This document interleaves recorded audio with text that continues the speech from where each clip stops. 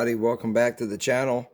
Okay guys, I got another Ratchet review I'm going to do with you guys. It's another one that I did when I first started out, so hopefully this time it'll be a little bit better quality of a video for you guys and you get a little bit more out of it.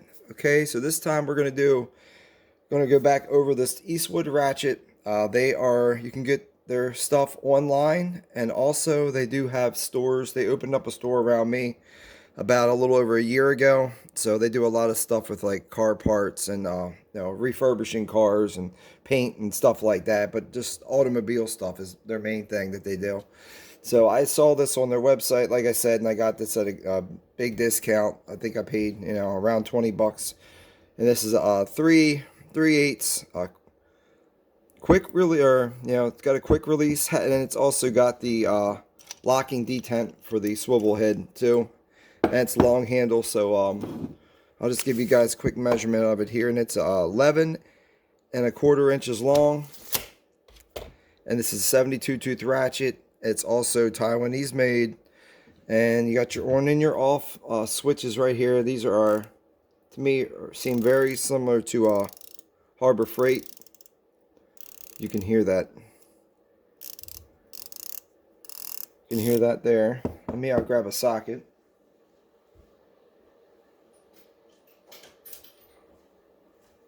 We'll just check out the detent on it here, and as you can see, it doesn't want to come off real easy, and detent works pretty good. Now the wiggle in the anvil itself, this is pretty as you can see, it's a pretty tight anvil. There's not a lot of wiggle in it at all, so it's a nice tight anvil, so that's another good thing. And like I said, for 20 bucks, around 20 bucks, I think it was 17 or 20 bucks. I thought that was a great deal for 3/4 or 3/8 ratchet. So to take this apart, you got a T10 for here for the head, and then you got a T15 to take the locking part for the head out. So we'll start with the head first. We'll go with the T10. And we'll start opening the head up. Let's take the part out for the switch first. Actually, the switch is actually smaller than that, so it's probably a T9 for the okay, so the T9 for the pawl here. The reverse switch. The reverse switch is a T9, and then it's T10 for the backing plate itself. So we'll just go ahead and we'll take these out real quick. And these did have the Loctite on them as well. I think I went over that last time, but we'll just go over it again. This thing is going to be Loctited all the way around, Loctite everywhere. And then your T10 for the back plate for the front. There's your one and your other one. Yeah, I don't really like using these Allen packs, but I didn't feel like getting out my taking out my Torx bits. But so there you go. There's your Loctite for that. Now we'll just pop the plate off. The plate comes out, and it's a pretty thick plate.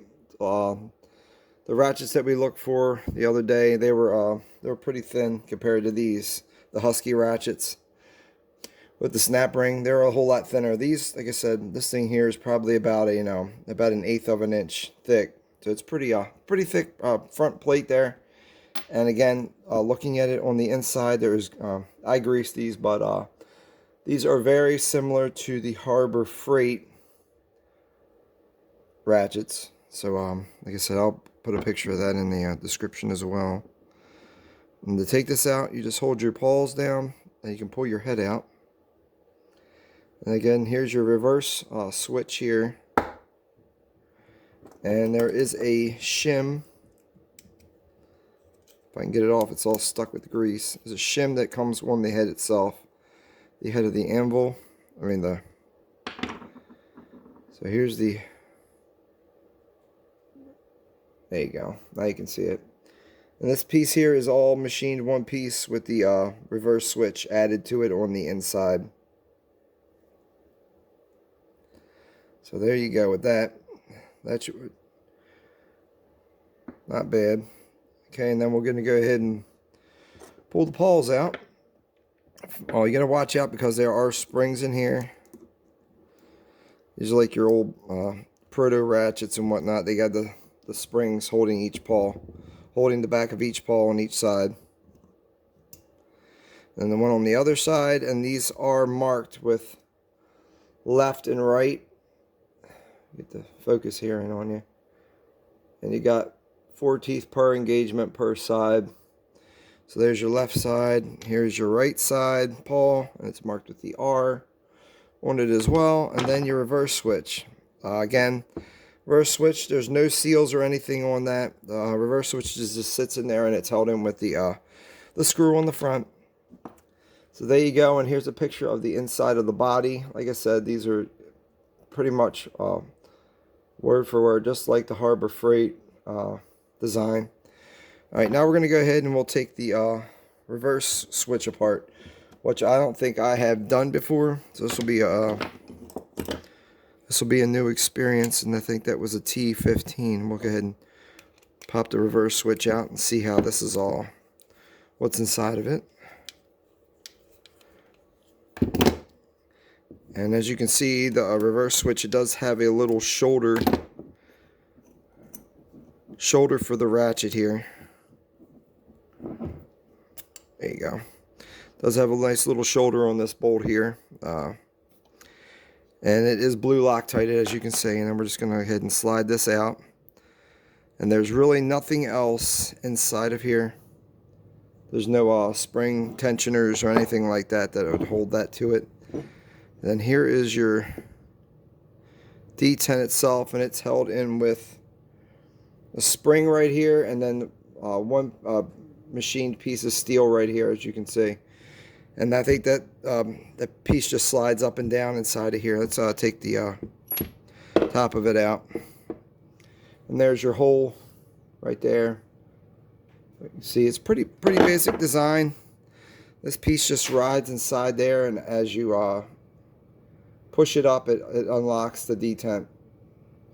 So as you push it in, it goes down into the slot here, and then takes it off the slot, and then where you're able to move it around. And when you let back off of the spring pushes back up.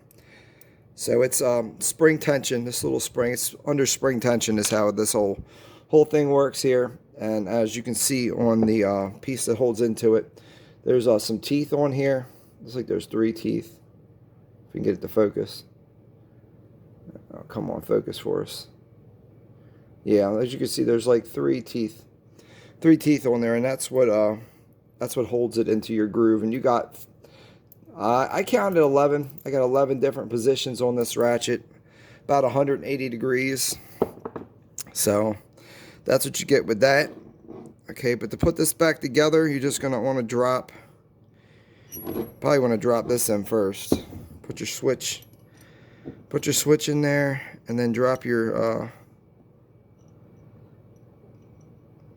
detent piece of steel back inside here, if I can get it.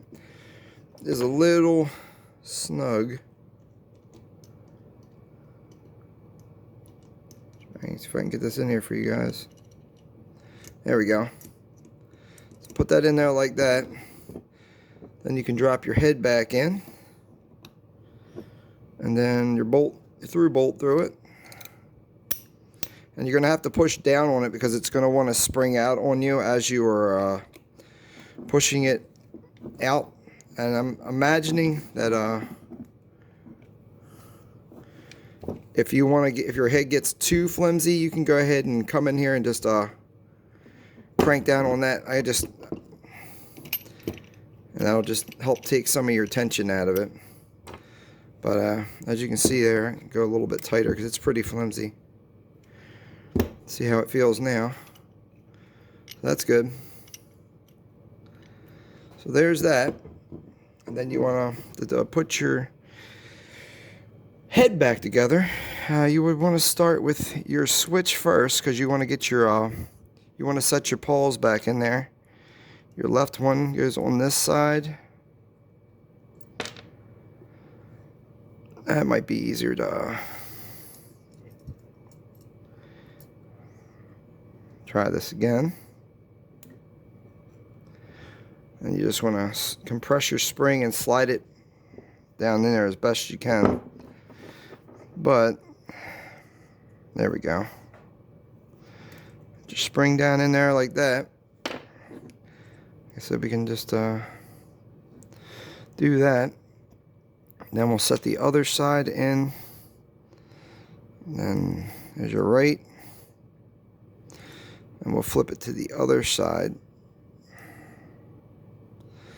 It might be a little bit easier to have the anvil in to help hold tension on that so it doesn't want to flap out on you maybe. And then we'll throw the shim washer back over the head like that. And then you can be able to compress your spring here and press your other spring back in the other side here. And you got to make sure you hold pressure up on top of this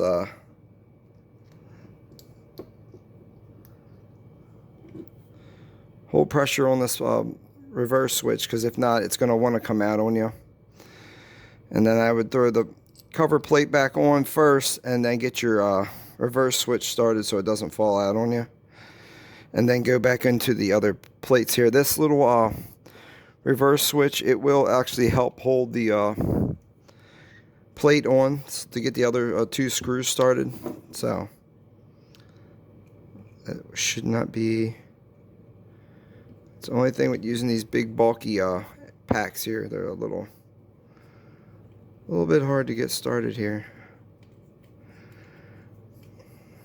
Because they're so big, you're dealing with such small screws. So, but we got her going now. Now, if you tighten down too far on this, I don't think it'll. That sounds good. You tighten it down too hard, you might lock your switch up too. That's another thing with the Harbor Freight. I believe, I'm not sure 100% on that, but I can't remember. I think I've tightened them down too much, and the switch didn't want to spin too easy. So, might just want to use, like I said, a blue Loctite, a medium grade strength Loctite, and just snug them up where it feels good. And that Loctite should, once it gets hard, it should hold it in there pretty good, and you ain't got to worry about it. Shouldn't have to worry about it coming loose on you. And you do your two cover bolts for the front.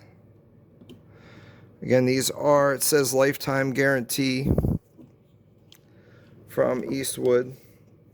So that's, that's not bad. And like I said, Eastwood's pretty close by. That's not too far away. Alright guys, that's it. That's all we want to do for this Eastwood ratchet today. I'll just hope you guys enjoyed the video. Hope everyone is having a blessed day, a great day. And just stay safe, guys, and just have a great day. Thank you, everyone.